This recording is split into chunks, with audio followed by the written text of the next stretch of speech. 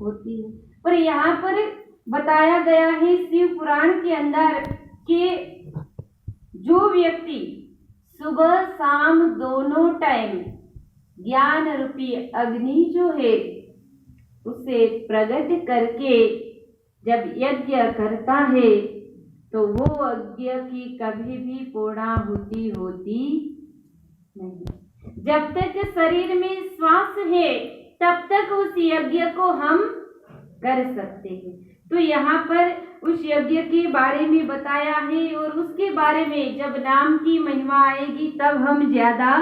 समझेंगे। उसके बाद कहा है कि अनेक देवी देवता जो है उनकी आराधना कैसे करनी चाहिए और अगर हम देवों की आराधना करते ही पूजा करते हैं तो उनके फल स्वरूप हमें क्या मिलता है। क्योंकि कोई भी ग्रंथ हम पढ़ते हैं या सुनते हैं तो लोगों की अभिलाषा होती है कि भाई ये ग्रंथ सुनने से हमें क्या मिलेगा। तो यहाँ पर कहा गया है कि धनवान व्यक्ति है, जो धनवान व्यक्ति है उसे सर्व प्रकार का मोह त्याग करके सांसारिक इच्छाओं को त्याग करके और कहा कि ऐसे पुण्य कर्म करने चाहिए और जिससे कि हमारा अंतकरण शुद्ध होता है। ज्ञान रूपी यज्ञ जो है वो सबसे श्रेष्ठ है। लेकिन यहाँ पर बताया गया कि जिसके पास धन है अगर वो कहते हैं कि जो शिव पुराण का अध्ययन करते हैं अगर करवाते हैं या तो फिर कहा कि जो देव यज्ञ का फल है उस फल को वो प्राप्त कर सकता है। सभी लोग मिल करके भी अगर ये यज्ञ करवा रहे, क्योंकि यज्ञ हो रहा है हमारा शिव पुराण सुनने का सुनाने का एक यज्ञ है और इस यज्ञ के अंदर जितनी हम आहुति देंगे, क्योंकि जब कोई भी कार्य होता है शुभ कार्य होता है जैसे मंदिर का निर्माण होता है, कई जगह में हम देखते हैं कि गांव वाले सब लोग मिलकर के पूजा अर्चना करते हैं। बीरो गांव के अंदर हम लोग सत्संग करने के लिए जाते हैं तो वहां पर राजराजेश्वरी माँ का मंदिर है और उस राजराजेश्वरी माँ के मंदिर के अंदर कितने सारे आयुध पड़े हुए थे। तो मैंने उनको पूछा कि ये सब क्या है,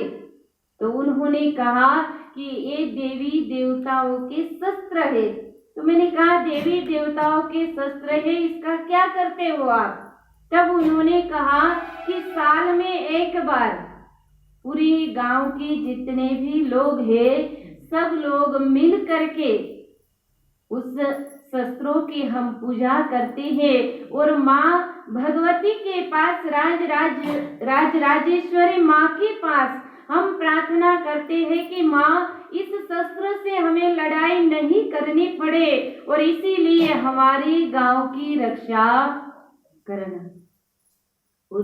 वहां गांव के लोग हमें बात बता रहे थे कि कभी ऐसा अनुभव हो गया, कभी गांव में ऐसी घटना हो गई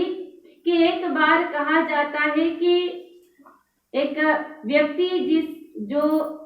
धनवान था, मतलब ऐसा भी नहीं कि गरीब था, उनके पास संपत्ति थी, सब कुछ था, लेकिन जब कहते कि एक कार्य हुआ तो उसमें सहयोग दिया नहीं। और जब उन्होंने सहयोग नहीं दिया तब कहते हैं कि माँ भगवती उसके स्वप्न में आई और स्वप्न में आकर के उसे कहा कि तू चाहे कर या ना कर, मैं तेरी रक्षा तो करूंगी ही, लेकिन तेरी धन की जो शुद्धिकरण होता है वो मैं करूंगी, तेरे धन की संपत्ति की मैं रक्षा करूंगी